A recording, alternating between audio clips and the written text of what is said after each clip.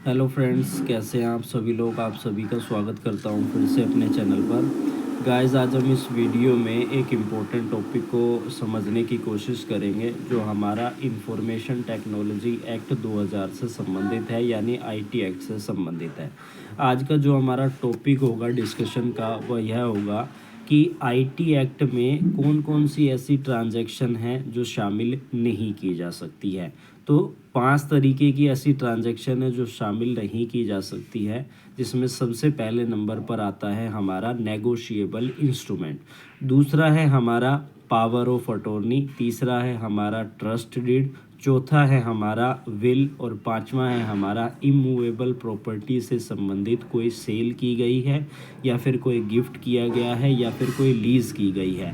तो इन सभी चीज़ों को आईटी एक्ट के अंदर ट्रांजैक्शन के अंतर्गत शामिल नहीं किया जाता है। और इसके अलावा कोई भी कानून क्या कहता है कि कोई भी ऐसा दस्तावेज जिसका फिजिकल रूप में होना अनिवार्य है तो उसे डिजिटल रूप में मान्य नहीं माना जाएगा। यानी कि लॉ के अनुसार यह कह दिया गया है कि इस डॉक्यूमेंट का होना फिजिकली ज़रूरी है, इसका रजिस्ट्रेशन करने के लिए इसका फिजिकल होना ज़रूरी है, विटनेस के साइन करने के लिए इसका फिजिकल होना ज़रूरी है।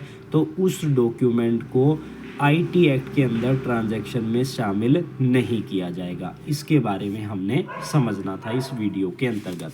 थोड़ा सा डिटेल में समझ लेते हैं ताकि आपको और अच्छे से चीज़ें क्लियर हो जाए और आप अपने एग्ज़ाम में लिखने के लिए आपके पास कंटेंट मिल जाए। सबसे पहले बात करें नेगोशिएबल इंस्ट्रूमेंट। नेगोशिएबल इंस्ट्रूमेंट क्या होता है, जैसे कि हमारे चेक्स हो गए, हमारे ड्राफ्ट हो गए। तो यह सारे जो डॉक्यूमेंट होते हैं ये कागजी रूप में होने अनिवार्य होते हैं।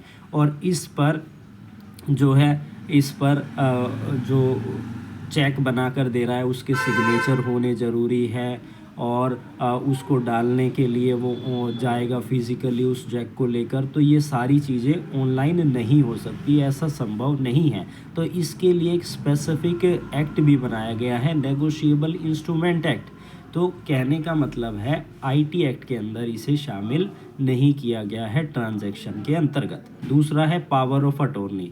आप किसी को पावर ऑफ अटॉर्नी दे रहे हैं अपने हाउस को सेल करने के लिए, तो ऐसे में उसके लिए उस डॉक्यूमेंट को तैयार करने के लिए उसका फिजिकली होना ज़रूरी है, तभी वो ऐसा कर पाएगा। और जब भी पावर ऑफ अटॉर्नी दी जाती है तो उस पर विटनेस अटेस्ट किए जाते हैं, दोनों पार्टीज़ के साइन किए जाते हैं, तो इसका फिजिकली होना ज़रूरी हो जाता है।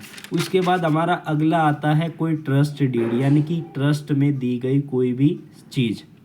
ट्रस्ट में दी गई कोई भी चीज़, कोई रिलीजियस ट्रस्ट में दी गई चीज़ है, तो इसके लिए भी अनिवार्य रूप से फिजिकली डॉक्यूमेंट का होना ज़रूरी होता है। या फिर आप किसी प्रॉपर्टी को सेल कर रहे हैं, लीज पर दे रहे हैं, गिफ्ट पर दे रहे हैं, तो ऐसे में उसके फिजिकली डॉक्यूमेंट का होना अनिवार्य हो जाता है।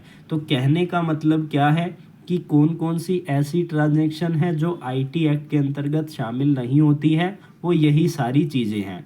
यही सारी चीज़ें कौन सी है, एक बार आपको फिर से समझा देता हूँ। Negotiable instrument, power of attorney, trust deed, sale, gift और लीज कर रहे हैं किसी इमूवेबल प्रॉपर्टी की, कोई विल की जा रही है, या कोई ऐसा डॉक्यूमेंट जिसका लॉ के अनुसार फिजिकली होना, भौतिक रूप में होना अनिवार्य है, तो उसको आईटी एक्ट की ट्रांजैक्शन के अंतर्गत शामिल नहीं किया गया है।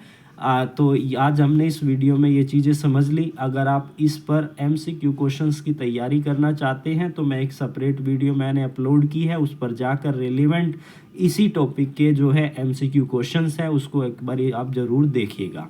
तो फिर मिलेंगे नई वीडियो और नई लीगल जानकारी के साथ।